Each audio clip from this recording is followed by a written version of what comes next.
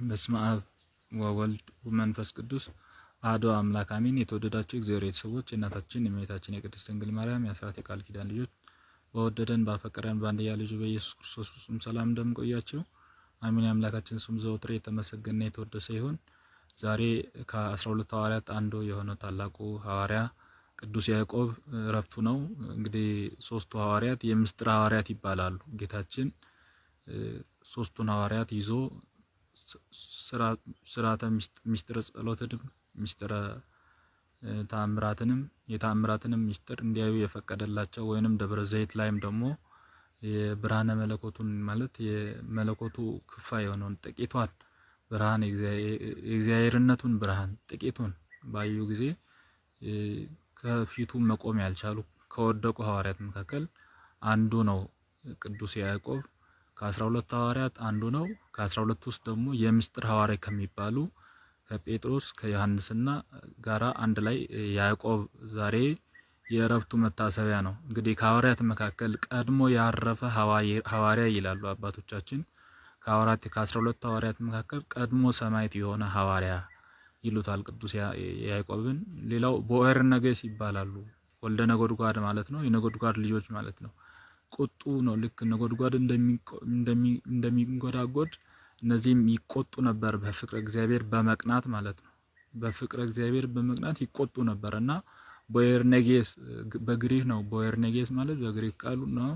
ወደኛ ሲንተረጉሙ የቁጡ ልጆች ማለት ነው። ልክ እንደ ኤልያስ ሰማይ እንደለጎመ እነዚህንም ከሰማይ እሳት አውርደን እናጥፋቸው ብሎ ጌታችን ሲጠይቁ ነበር። በዚህን ጊዜ ጌታችን የሰው ልጅ የመጣው ሊያጠፋ አይደለም ብሎ ገስጿቸው ተመልሰዋል ማለት ነውና የቁጣዋ ልጆች ይባላሉ። የምስጢር ሐዋርያት ይባላሉ።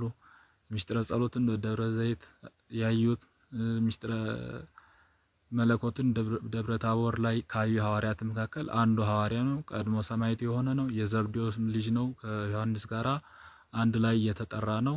ከአንድ አባት ከአንድ እናት የተወለዱ ልጆች ናቸው ማለት ነው ቅዱስ ያዕቆብ ሌላው በተለያዩ ምሳሌዎች ይመሰላል። ከዛ መካከል አንዱ ቅዱስ ያዕቆብ በተስፋ ይመሰላል። ለምን? ቀድሞ ሰማዕት የሆነ እነሳለሁ ብሎ በማመን ስለሆነ በተስፋ ይመሰላል። ተስፋ ትንሣኤን ታሳቢ በማድረግ ቀድሞ ሰማዕት የሆነ እንግዲህ ሶስቱ ሐዋርያት በሶስቱ ትላልቅ ጥቅም ባላቸው ለሰው ልጆች ጥቅም ባላቸው ትላልቅ ነገሮች ይመሰላል። ጴጥሮስ በእምነት ይመሰላል። ጴጥሮስ አንተ ያው እግዚአብሔር ልጅ ነህ ብሎ በማመኑ በእምነት ይመሰላል። ዮሐንስ ደግሞ በፍቅር ይመሰላል። ከሁሉ ደቀ መዛሙርት መካከል አብልጦ ጌታችን ይወደው የነበረ ነው እና የወደው የነበረ ደቀ መዝሙር ብሎ ራሱን ስሙን ሳይጠቅስ ቅዱስ ዮሐንስ በተደጋጋሚ ይህን ሲናገር እናያለን እና በፍቅር ይመሰላል። ያዕቆብ በተስፋ ይመሰላል። እንግዲህ ተስፋ በማድረግ ቀድሞ ሰማዕት የሆነ በመሆኑ ማለት ነውና እነዚህ ሶስቱ ጸንተው ይኖራሉ ብሎ ቅዱስ ጳውሎስ እንደተናገረው እነዚህ ሶስቱ ሐዋርያት ትልቅ ጌታችን ጋር ቀርበው ለሐዋርያት ሁሉ ቀርበው እርሱን በፍቅር የሚያወሩ እንዲሁም ጌታችን ይዟቸው ከሚዞሩ ሐዋርያት መካከል አንዱ ነው ማለት ነው ቅዱስ ያዕቆብ።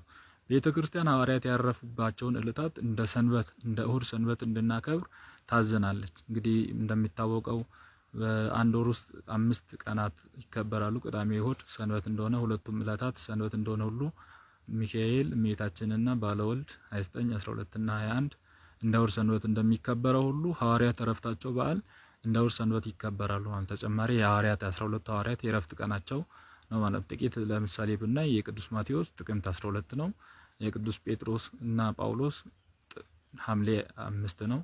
እንደዚህ ሁሉ የዛሬ ደግሞ የያዕቆብ ሐዋርያ ከ12 ሐዋርያት አንዱ የሆነ ሐዋርያ ቅዱስ ያዕቆብ የእረፍቱ መታሰቢያ ነው ማለት ነው። ስለዚህ ይሄ ቅዳሜ ላይ ጋር ተደርቦ ነው እንጂ ሰኞ ቢውል ማክሰኞ ቢውል እንደ እሁድ ሰንበት አድርጎ አንድ ክርስቲያን ማክበር የሚገባው ነው ማለት ነው። ሐዋርያት 12 ሐዋርያት ለኛ የእምነት መሰረቶቻችን ናቸው። ቤተክርስቲያን እነርሱ እምነት ላይ የተመሰረተች ናት። በነገራችን ላይ ምን በሚል ቢባል እግዚአብሔር ወልድ እግዚአብሔር ልጅ ነው በማለት በማመን የተመሰረተች ነው።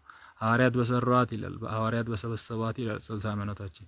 ሐዋርያት የሰሯት ማለት እግዚአብሔር ሰሪ አይደለም፣ ሰሪው እግዚአብሔር አይደለም ማለት ሳይሆን ሐዋርያት በማስተማር አንደኛ የማስተማር ሰሪዎቻችን ናቸው፣ የትምህርት ሰሪዎቻችን ናቸው። ትምህርት የሐልቅ ከጌታችን ለሐዋርያት እንደተላለፈ ከሐዋርያት ደግሞ ሐዋርያን አበው ከሐዋርያን አበው ለዘመነ ሰማዕታት በተግባር በሰይፍ በመሰየፍ ገልጠውት ከዛ ላይ ከሊቃውንት ዘመን ደርሶ ዛሬ ድረስ ባሉ ካህናት በኩል ትምህርት ለምእመናን ይዳረሳል ማለት ነው። የትኛው ትምህርት የተያያዘ ነው? ከሐዋርያት የወረደው ትምህርት ሐዋርያን አበው የተወረደው ትምህርት ለሊቃውንት፣ ከሊቃውንት የወረደው ትምህርት ለዛሬ ትውልድ ማለት ነው። እና ሐዋርያት የትምህርት መሰረቶቻችን ስለሆኑ ሐዋርያት በሰበሰባት አንዲት ቅድስት ቤተክርስቲያን እናምናለን እንላለን። የትምህርት መሰረቶቻችን ክርስቶስ ባስተማረው ትምህርት ላይ እነሱ ጸንተው እኛን ያጸኑ ስለሆኑ የትምህርት መሰረቶቻችን ናቸው። ሌላ የአምልኮ መሰረቶቻችን ናቸው። ክርስቶስ ስጋ ወደሙን ሲያቀብል የተቀበሉ እኛ በዛው መልኩ እንድንቀበል ስርዓት ያሰሩ የአምልኮአችን መሰረቶቻችን ናቸው። ሐዋርያት የሰራት ቤተክርስቲያን የሚባለው ከዚህ መነሻነት። ሌላው የአምልኮ የትምህርት አልኩኝ። ሌላው የሥርዓተ ቤተክርስቲያን መሰረቶቻችን ሐዋርያት ናቸው። እንዴት አድርገን ስጋ ወደሙ መቀበል እንዳለብን ማቀበል እንዳለብን ቀድሰን አክብረን እንዴት መቀበል እንዳለብን ስርዓት የሰሩ ስርዓተ ቤተክርስቲያንን የተከሉ የስርዓት የትምህርት የአምልኮ የስርዓት መሰረቶቻችን ስለሆነ ሐዋርያት በሰሯት አንዲት ክብርት ቤተክርስቲያን እናምናለን እንላለን። ሌላው ጌታችን ለሐዋርያት የገባውን ቃል ኪዳን ስናስብ በእውነት እነሱን ማክበራችን ዋጋ እንዳለው እንረዳለን። ምን ብሎ ነበረ ጌታችን የተናገረው ቢባል በ12 በገነት 12 በር ያላት ቤት አለች አለ። እንግዲህ በምሳሌ ይናገራል። 12 በር ያላት አለ። እዛ በ12 በር 12 ወንበር አለ። 12 ወንበር ላይ ትቀመጣላችሁ። ከዛ በኋላ በእስራኤላውያን በሕዝብ ትፈርዳላችሁ ነው ያለው። ወንበር ትቀመጣላችሁ፣ ትፈርዳላችሁ ነው ያለው። ምን ማለት ነው ቢባል ጌታችን ይህንን ሲል የመፍረድ ስልጣኑን ለነሱ አሳልፎ ሰጠ ማለት ሳይሆን የማስተማር ስልጣንን እንደሰጠ ያስተማሩት ትምህርት ደግሞ ተጠያቂ ያደርጋቸዋል ማለት ነው። ምእመናን ተጠያቂ የምንሆነው ጌታችን ባስተማረው ጌታችን ሐዋርያት ተከትሎ ደግሞ ባስተማሩት በዚህ መነሻነት ስለሆነ በ12ቱ ወንበር ላይ ተቀምጣችሁ ትፈርዳላችሁ ያለው ያስተማራችሁ ትምህርት ምእመናን እንዲጠየቁበት ስለሚሆን በትምህርታችሁ ተለክተው አንዱ ወደ ጽድቅ ሲመራል፣ አንዱ ወደ ኃጢአት ይመራል። ለዚህ እናንተ ትፈርዳላችሁ ብሏል። ስለዚህ በ12ቱ በር ተቀምጠው በ12ቱ ወንበር እስራኤል ወንበር ላይ ተቀምጠው የሚፈርዱ የሚያስገቡን ስለሆነ ሐዋርያትን ማክበራችንና እነሱን ዝክር መዘከራችን ስማችን ማሰባችን ማክበራችን ተገቢ ነው ማለት ነው። እነሱ የሌሉበትን ስለማናገኝ እነሱ ጋር አንድ መሆን ግድ ነው። እዚህ ምድር እነሱ ጋር አንድ ስንሆን እነሱን ስናከብር በሰማይ ከነሱ በረከት እንቀበላለን። በሚያስገቡት በረከት በምንቀበለው በረከት ደግሞ መንግስተ ሰማያትን እንወርሳለን ማለት ነው። ስለዚህ ሐዋርያት በዚህ ለቤተ ክርስቲያን መሰረቶቻችን ለወንጌል መሰረት ለትምህርት ለአምልኮ መሰረቶቻችን ስለሆነ የሐዋርያትን ዕለታት በዓል አድርገን እረፍታቸውን እናከብራለን።